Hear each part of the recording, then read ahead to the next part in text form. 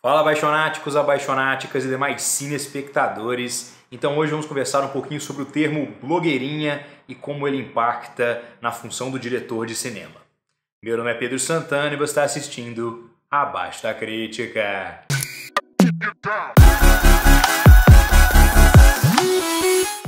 Bom, apaixonáticos, então o vídeo de hoje é um pouco diferente. Eu queria discutir aqui um pouquinho sobre a função do diretor de cinema e qual é o impacto dele nos filmes em si. E eu decidi utilizar o termo blogueirinha para ilustrar um pouco desse ponto. Vamos aqui ao contexto. Eu vejo muito na internet as pessoas utilizando o termo blogueirinha de várias formas diferentes, de uma forma pejorativa às vezes, até outras vezes de forma elogiosa. Por exemplo, quando tem um micro-influenciador, igual no meu caso, que começa a fazer algum tipo de sucesso. Por exemplo, eu recebi um quadrinho do Homem-Aranha da Sony esses dias, que foi muito legal, e aí a galera falou assim, nossa, tá virando blogueirinha, daqui a pouco vai fazer recebidos, etc e tal. O que tem é aquele tonzinho de recalque e também um pouco de vontade de minimizar o trabalho dos outros, que é um negócio que a gente vê frequentemente, né? Eu mesmo acompanho o trabalho de várias dessas blogueirinhas aí, muito por conta de que ao longo dos anos aí que eu estive com a Camila, ela sempre acompanhou o trabalho de vários delas, mas realmente eu acho que o trabalho delas é muito legal, cara. Elas pegam, dão um valor grande para os seus públicos, dando aí dicas de lifestyle, moda, dieta, revendo produtos, né, para que as pessoas possam comprar aquilo que elas acham que será mais vantajoso para elas, né? Uma coisa que eu também faço um pouquinho aqui, te indicando filmes para assistir, que eu acho que você deve assistir ou não deve assistir, já que o cinema tá tão caro. Então realmente eu acho o trabalho delas válido, eu gosto de várias, já encontrei várias vezes com a Lu Ferreira, com a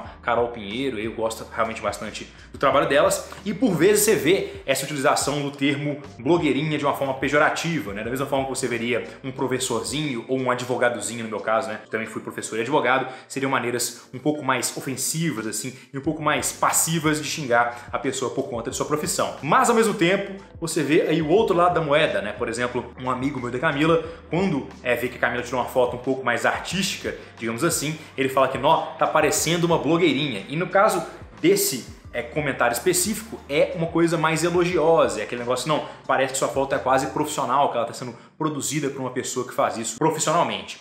Então eu queria usar esse termo aqui, primeiro para ilustrar o fato de quão ridículo é você ficar xingando as pessoas pela profissão delas, qualquer que ela seja, mas em segundo porque a execução, cara, ela é muito mais importante do que a ideia. E aí que vem a questão do diretor de cinema. Quando um filme vai muito bem, quando o filme é um sucesso, quando o filme é realmente um filme fantástico, uma obra-prima, você pode colocar muito disso no colo do diretor. Da mesma forma, quando algo falha miseravelmente, o filme é horrível, detestável e é martelado pela crítica e pelo público, a culpa também é muito do diretor. Porque o diretor é aquele cara que está no centro do processo criativo. Então, se ele não decide necessariamente tudo o que acontece num filme, tudo pelo menos passa pela revisão dele na hora que o filme está sendo produzido. É uma coisa que acontece ali com um CEO, né, um diretor de uma empresa, ou um presidente de um país, uma pessoa que está num cargo de liderança lá e realmente é o responsável final por tudo aquilo que está acontecendo. Também acontece muito no caso de técnicos em esportes, nos mais diversos esportes. E você vê que essa questão da utilização aí de mesmas ideias por diretores diferentes tem resultados muito interessantes que ilustram qual que é realmente a importância do diretor de cinema. Por exemplo, em 93 ou 94, não lembro ao certo, a gente teve aqui dois filmes que tratavam sobre a mesma figura histórica. O Wyatt Earp, que foi um xerife no Velho Oeste, que participou de um dos tiroteios mais famosos da história dos Estados Unidos. Isso foi feito no filme Tombstone, com o Kurt Russell e com o Val Kilmer, e também foi feito no filme Wyatt Earp, que ele era interpretado pelo Kevin Costner. E aí a gente vê dois filmes que tratam exatamente com o mesmo material, com a vida da mesma pessoa, e que são filmes bastante diferentes em sua execução. O primeiro, Tombstone, é um dos melhores filmes de faroeste da década de 90, com certeza. Eu acho um filme excelente aí, ótimas performances do Val Kilmer,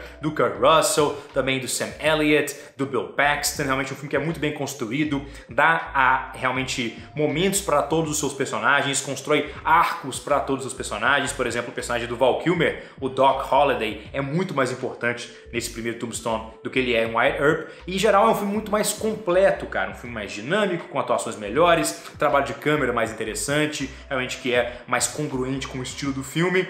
E o outro filme, o Wyatt Earp, ele também possui bons atores, como por exemplo o Kevin Costner, que é um excelente ator, mas não é um filme que acerta no ponto, assim, ele foca talvez demais no Wyatt Earp e esquece um pouco do contexto em volta dele, então acaba que os outros personagens viram arquétipos, né, e não personagens em si, o que dá aí uma diminuída na complexidade do mundo em que o filme se passa. Os eventos não são retratados de uma forma tão diferenciada e com trabalho de câmera, não são com um ritmo tão satisfatório. Então são filmes que tratam com a mesma matéria, completamente diferentes. E claro, são filmes dirigidos por pessoas diferentes. A gente pode inclusive trazer isso para um caso mais recente, que foi Capitão América Guerra Civil e Batman vs Super-Homem. Independentemente do que você acha nesses filmes, a gente tem aí a percepção geral do público da crítica que Capitão América Guerra Civil é um filme muito superior a Batman vs Super-Homem. Mas por quê? Se são dois filmes que tratam essencialmente de dois heróis brigando entre si por conta da interferência de um terceiro fator e, no final das contas, eles fazem as pazes para que eles possam lutar contra uma ameaça maior. Tudo bem que no Capitão América Guerra Civil isso acontece em outro filme, mas o arco da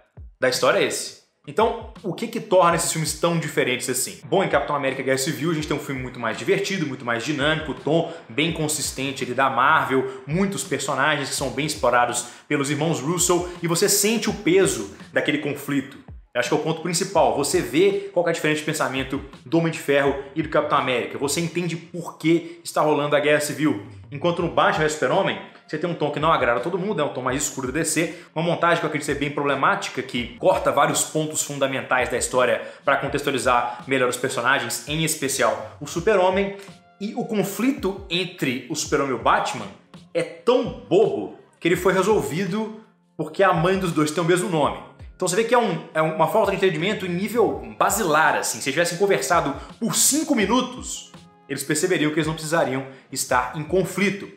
Então, a diferença fundamental entre esses dois filmes não é a ideia, não é o roteiro, é a execução. E é como os irmãos Russo conseguem uma execução que é emocionalmente muito mais profunda e muito mais bem trabalhada do que a execução do Zack Snyder em Batman vs Super-Homem. Claro que estou falando isso aqui em termos gerais e também na minha opinião, porque realmente eu acredito que Guerra Civil é um filme muito superior a Batman vs Super-Homem. Então realmente eu acho que no cinema, cara, você não pode tratar em absolutos e mesmo quando você tem duas ideias que parecem idênticas, dificilmente você terá filmes idênticos. Porque alguns vão ser diretores chamados de diretorzinhos, por algum querendo diminuir o trabalho deles, e outros vão ser por grandes diretores aí, ou diretores que estão em ascensão e se tornando diretorzinhos. Então, acaba que, no final das contas, cada um usa um termo do jeito que quiser, da mesma forma que cada diretor faz o filme que ele bem entende.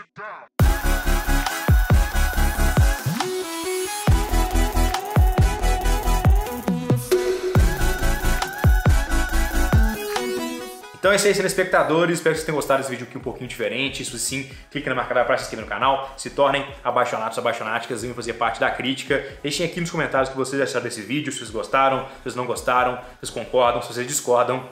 Tudo é sempre muito válido. Então, esse YouTube, até a próxima.